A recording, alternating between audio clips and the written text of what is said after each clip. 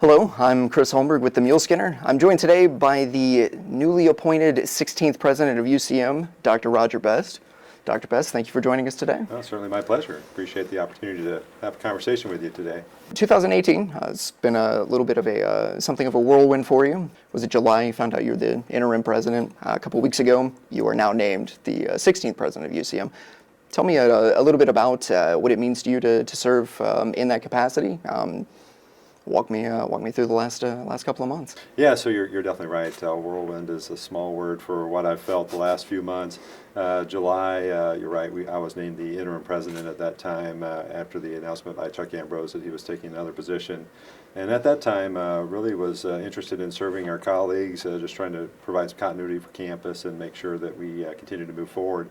And as I got into the position, obviously found some interesting aspects to the job, found some opportunities to engage with students, faculty, staff, and really enjoyed that opportunity to have an impact on students, on our faculty, the work environment that we have, and realized that I might be interested in serving in the role permanently if the board might be interested in having me do that.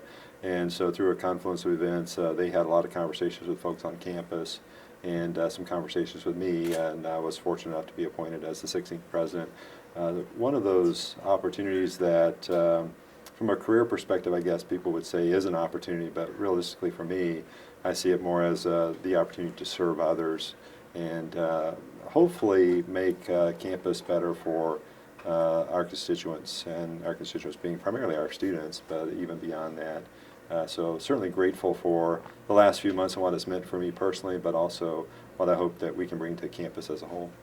One of the things that's happened over the last couple of years, the budget cuts, the restructuring, what has happened as a result of that, we have a lot of people in administrative roles that are working under interim titles. Mm-hmm. Now that we've removed your interim title, you are the president, what is your goal for filling those, and kind of what is a timetable that you're looking at to kind of address some of those positions? Yeah, thanks for that question. So we right now have 4 individuals that report directly to me with interim titles. And one of my first goals in this position is to try to resolve that. So in the background right now, I'm developing a timeline for each of those positions. We want to ensure that our job descriptions are accurate. I have to consider what I want the administrative team to look like and what I want that structure to be for the institution. It's related to that structure, then I need to ensure that we have appropriate job descriptions in place. And my goal is to announce to campus immediately after the first of the year what my plans are for each of those positions. Now, plans may be what the search process is. So I'm looking at much deeper than just the individuals who are in the positions, but what process we should follow. The Board of Governors provided a very good roadmap based on how they looked at the president position and the process they used to ultimately identify and then name me as the 16th president. And I'll follow a very similar process for the positions that we have currently that are interim that report to me. We are moving forward with a couple of our other interim positions on campus that don't report directly to me. For example, the Harmon College of Business and Professional Studies, we are interviewing an internal candidate right now to look at filling that position permanently. And so my intent is to expedite filling those positions, or at least identifying the process we're going to use to fill those positions, and ensure that by the first of the year we have that information available to the campus. One of the things that came out, the census report came out last month. It did show, as was expected, something that you addressed in the State of the University address. Our census is lower.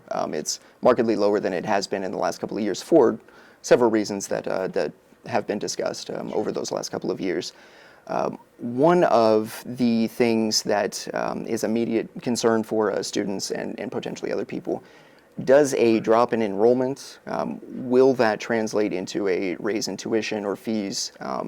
Will it mean that it's going to be more expensive to continue the education here? You are correct. Based on our census enrollment, we are down about 850 students. We measure on head count basis. So compared to last fall, it's about 850 students less. And if you look at the structure where those declines happened, it very much was across the spectrum of our categories. And that's certainly a concern to all of us, and none of us were happy with that decline.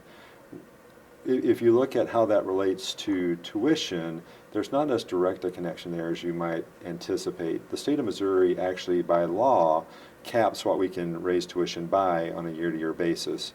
There's some nuance based on a law that was changed this most recent legislative cycle, but in essence, we're not allowed to increase tuition at the undergraduate resident rate by more than CPI from the previous calendar year. When you say CPI, what is that?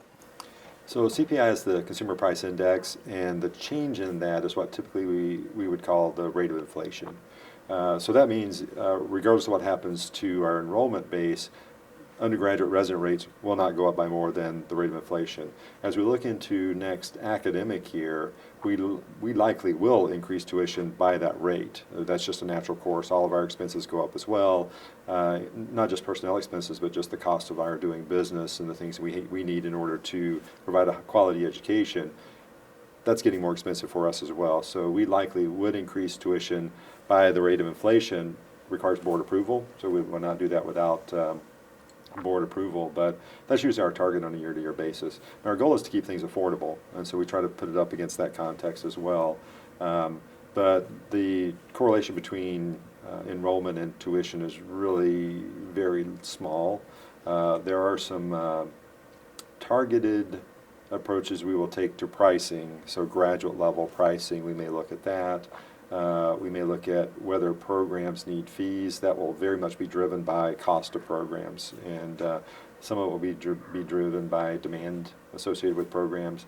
But in terms of across the board cost increases, that will be limited to CPI. Looking forward, now that, again, you are the 16th president of UCM, do you have any immediate plans or goals? Yeah, that's a great question. I laid out a set of priorities in the State of the University address, and realistically those are intended to provide a foundation for transition to whoever might be the president, not necessarily knowing that it would be me. Realistically, however, those priorities need to carry forward. And when I had a conversation with the Board of Governors about vision and priorities for the institution, what I provided to them was very similar to the State of the University address priorities, with some refinement. We still have to maintain our financial viability and sustainability, right? That will be a critical focus over the next few years. So I mentioned the alternative revenue sources, enrollment being a key piece of that. So because enrollment does so heavily impact our revenue, I listed that as a separate priority. So we have to ensure that our revenue from enrollment is sufficient, and we need to attack enrollment from the standpoint of multiple modalities, types of programming that we do. So that would be a critical focus. In fact, we've engaged a strategic enrollment management work group and set of groups to help us very much refine our enrollment strategies. We've historically done a good job with enrollment and recruitment, but it's not been as strategic as we need it to be today. I'm very concerned about our physical plant. It's critical that the physical structures we have on campus and the resources we use in our educational programs are as modern and as up-to-date as we can get them. We have a lot of deferred maintenance on campus. Deferred maintenance is just routine maintenance that we've not been able to do because of lack of funding, and that's been accruing over time, and we're not the only ones. It's a statewide issue. But we have to have a more systemic plan for refurbishing our physical plant. So that's certainly a concern that I have, and one of the priorities that we will work on in the coming years. At the State of the University address, I mentioned our alumni foundation area.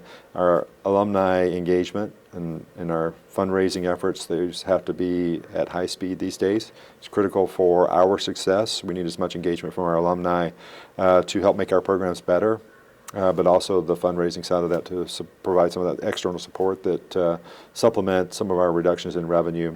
And we need to wrap all of those priorities into a fully developed strategic plan.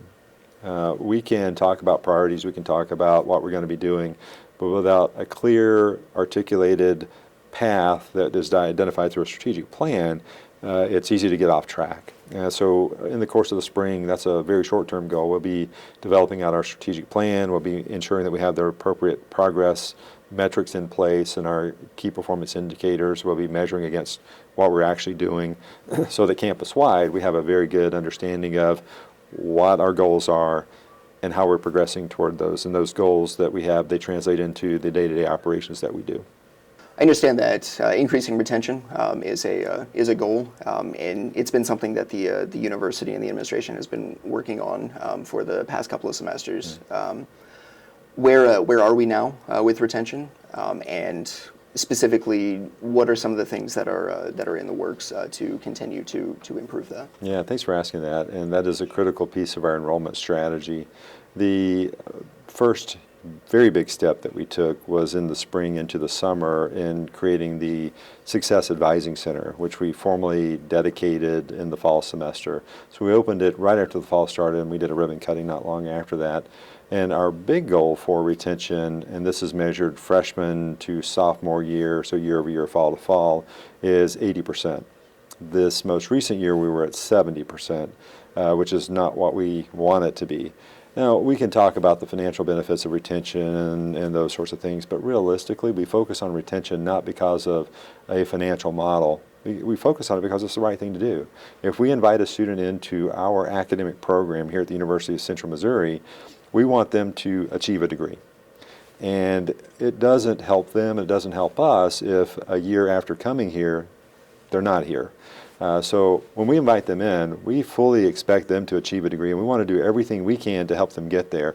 Now, we realize that from a student perspective, they have a lot of hard work to do. But if the student is working hard and trying to achieve, then we're going to work hard and try to help them achieve as well.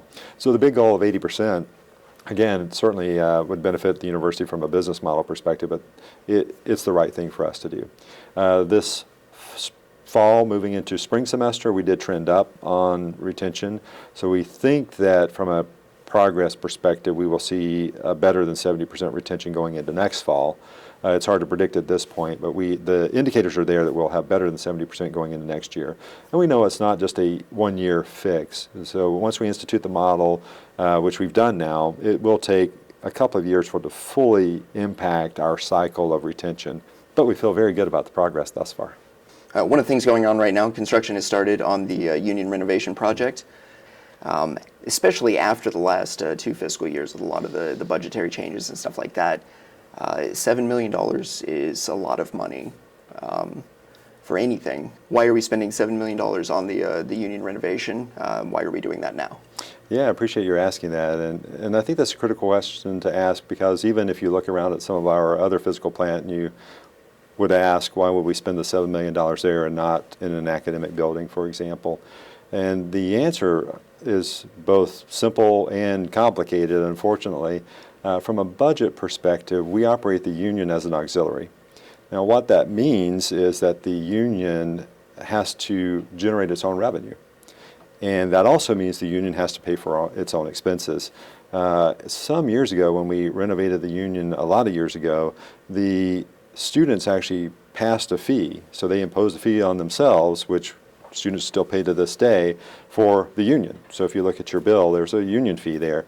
And that's part of the revenue they receive. As an auxiliary, we're not actually allowed to use the revenue the union generates for other things on campus. So realistically, all of that revenue that the union generates is for the sole purpose of operating the union. So why spend $7 million on the union? Well, it's part of the master plan we have for the union, that the space is used for conferences and to, when we have prospective students come in, orientation, those types of events. But realistically, as a campus, because they're segmented in that way, we can't spend that money on anything other than the union. And since this is part of our master plan to update that south entrance and have a separate entrance from just going into the bowling alley, have a new auditorium, and realistically a lot of the money is going into some of the mechanics that are out of lifespan. Our HVAC system there is more than 20 years old. It's past time for it to be replaced. So that's actually where a lot of the money is going as well. So the simple answer is, realistically, we're not allowed by structure and bond covenants to use that money for other stuff. It's available to use to support the union and what it does, and so that's why we're moving forward with that project. So we have debt on the union currently and some other facilities that are auxiliaries, and basically what we tell the lenders through those bond covenants is this is how much they're going to generate, and its sole purpose is for the operations of the facility. And so realistically, we'd get in trouble from lenders if we sucked that away and started doing other things with it. So it's kind of a two-edged sword that if you go through the union, it's a nice looking facility. We have some great spaces there. Why is that? Well, they're self-supporting, and so they can do those sorts of things, whereas most of the rest of the buildings we have here on main campus comes out of our general fund. We don't have a separate capital allocation we can use for that. Currently, it's November. You've been the 16th president basically for the entire month. You're 0 for 2 on snow days. I Yes. have noticed. Just real quick, what's going on, Dr. Best? Yeah, so 4 days into my presidency, it snows, right? And then the next week it snows again. And I will tell you, and I'm not making this up or over dramatizing it, whether to cancel class for snow event or inclement weather is one of the toughest decisions that I actually have to make as president. And we're running up against a couple of factors. One is we live in Missouri, right? So it's going to snow, and sometimes, as I've heard a local meteorologist say, it's really hard to predict the weather around here. And so what we do, first and foremost, let me just say this, the safety of our students is paramount, right? And the safety of our faculty and staff is paramount. So regardless of what we say about whether we've canceled classes, whether the university's open or closed, as an individual, always think about your own circumstance. Always think about what is safe for me to do. If I'm commuting in from somewhere else, even if the university's open, we don't necessarily know what the conditions are between our campus and where that person is. So always think about your safety first and foremost. Now, how do we decide whether we cancel or whether we stay open? I can tell you that by default, we stay open. Now, how do we decide when to cancel? So we look very closely at the conditions on campus. So what are the sidewalks, what are the streets around campus? Are we able to clear the sidewalks expeditiously? That doesn't mean that they're clear 100% of the time, all the time, because it keeps snowing, you know, the events keep running through. But can we keep the sidewalks relatively clear? Is it relatively safe to basically walk across campus and drive on the streets around with care, right? Knowing that you still have to be careful. We also coordinate with city officials for City of Warrensburg. We talk to as many folks as we can around just to see what the conditions are like. We look at the weather forecast, and then we just make a judgment call. And at the end of the day, even if it's safe for campus, even if there's no snow right around Warrensburg, Missouri, there may be snow somewhere else, just a few miles away. So what I encourage students, faculty, staff to do is pay attention to your local condition, right? First and foremost, stay safe.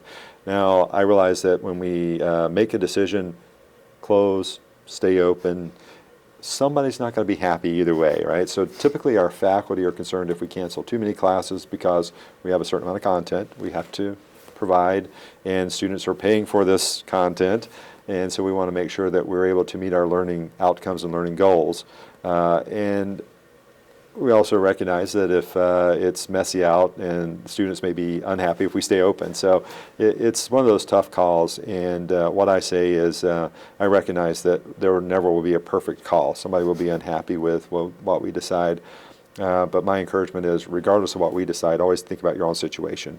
And if you can't make it to campus because of weather and we are open, your faculty member will understand that if you're a student. If they don't, that's why we exist as administrators, to ensure that the faculty member recognizes that that's a valid reason for not making it to campus. So it's a tough call. We will continue to look at the snow events and other weather events as they come through and recognize that we won't always make the right call just because it is hard to predict the weather, but we will make what we consider the appropriate call at the time. Dr. Best, I appreciate you taking the time to spend it with us. Roger Best, the 16th president of UCM. For the Muleskinner, I'm Chris Holmberg. Thanks for watching.